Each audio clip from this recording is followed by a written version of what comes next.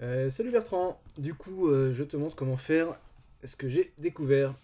Donc la première chose, c'est que d'abord tu as donc des zones de boutons, enfin tu as des boutons que tu vas devoir créer. Donc pour l'exercice là, je vais faire des petits boutons. Hop, je vais faire un bouton 1. Alors tu m'en veux pas pour le petit design, on fait ça rapidement. Je vais essayer de gagner de la place. Et là je vais faire un bouton 2. Ok. Pour bien les repérer, je vais mettre deux couleurs différentes.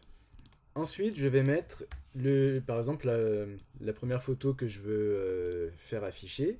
Donc, quand on va appuyer sur le bouton 1, on va dire qu'on va la mettre là. OK.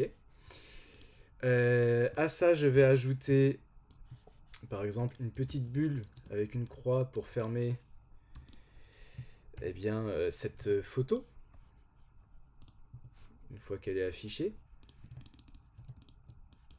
OK. Alors, je vais grouper tout ça et je vais le copier et le dupliquer en changeant de couleur. Je peux même aller plus loin, je vais importer une photo, tiens. J'avais une photo, hop là. Voilà. Donc là, je te fais le test avec un bloc visuel et on peut imaginer aussi mettre du texte à l'intérieur du bloc et un test avec une photo. Ensuite, l'autre chose qu'il faut faire une fois que tu as créé tous tes éléments, tu vas les paramétrer tous en boutons. Alors le bouton 1, je vais dans bouton et formulaire, je clique sur bouton, je le nomme pour m'y retrouver. Le deuxième, bouton 2, très bien, il s'appelle bouton 2. Le premier visuel, je le transforme aussi en bouton. Je vais le nommer visuel 1 pour que je me souvienne qu'il correspond au bouton 1. Et le bouton pour fermer, pareil, je le transforme en bouton et je vais le nommer close 1 puisqu'il correspond du coup au bouton qui va fermer le visuel 1. Ce qui est très important, c'est que le visuel 1, il faut bien décocher imprimable et cocher masqué jusqu'au déclenchement. Pareil pour le bouton close. Allez, c'est parti, je fais pareil pour le deuxième avec la photo. Du coup, visuel 2.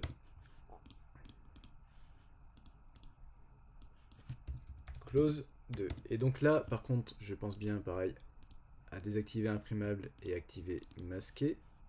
Clac, clac. Et donc là, on va démarrer l'animation. Donc quand je suis sur bouton 1, j'appuie ici pour lui donner une action et je vais lui dire afficher, masquer les boutons et les formulaires. Là, il va me lister ici tous les boutons qu'il a en vue dans le document. Donc toi, si tu en as 60, ça va être sympa. Donc c'est pour ça que c'est hyper important que tu les renommes correctement. Donc qu'est-ce qui se passe quand je clique sur bouton? Eh bien, tous les éléments sont ignorés, puisqu'ils sont marqués par une croix. Moi, je veux qu'il affiche le visuel 1, hop, avec l'œil, et le close 1. Parce que s'il ne s'affiche pas, je ne pourrais pas refermer. Ok? Ensuite, le visuel, ici, on ne lui donne pas d'action, puisque quand on clique dessus, rien ne doit se passer. Sauf si tu souhaites qu'il se passe quelque chose, bah dans ce cas-là, tu lui donnes aussi une action. Donc visuel 1, on n'y touche pas. Ensuite, le bouton close 1, on va lui donner une action aussi. Afficher, masquer les boutons et formulaires. Lui, on va lui dire qu'il faut, quand j'appuie dessus, qu'il masque le visuel et aussi le bouton. Donc, c'est le visuel 1, j'appuie une fois dessus et encore une autre fois dessus, c'est-à-dire qu'il masque le visuel. Et donc pareil pour le close 1. Voilà. Et c'est tout. C'est parti, je le fais avec le bouton 2. Pardon. Donc, hop, masqué. Ma photo... Donc, qu'est-ce qui se passe quand j'appuie sur le bouton 2? Pardon. Eh bien, j'affiche le visuel 2 et le close 2. Ici, sur ce visuel 2, on ne donne aucune interaction, mais on en donne bien sur le close. Hop, qui va nous dire, tu vas masquer le visuel 2 et masquer le close 2. Une fois que tu as fait tout ton bazar, tu repositionnes un peu ta photo comme tu veux. Clac. Et puis, on va le nommer test. Je l'exporte en PDF interactif. Je ne touche à rien, sauf si tu veux avoir une qualité de fifou. j'exporte. Et maintenant, quand j'appuie sur le bouton 1, j'ai mon visuel 1 qui apparaît. J'appuie là, il se referme. Bouton 2. Et voilà. Génial, hein? Alors, j'ai pas testé. Voilà. Je peux... Il faut faire gaffe à ça. Peut-être qu'il faudrait mettre un fond, quand tu affiches ta photo, un fond qui vienne masquer le fait de pouvoir toucher les boutons. Parce que si j'appuie sur le bouton 1 et ensuite sur le bouton 2, il affiche bien celui qui était au premier plan. Mais t'as vu, il me laisse afficher le bouton 1. Alors ça se trouve, en fouillant un peu plus, t'as moyen de dire que dès que j'appuie sur le bouton 2, il masque. Ah, c'est peut-être ce qu'il fallait faire d'ailleurs. Tiens, regarde.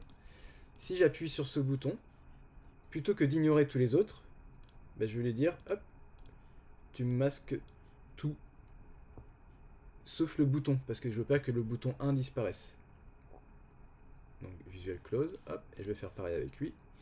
Je veux que tu masques le visuel et le close. Et là, je pense que le problème est résolu.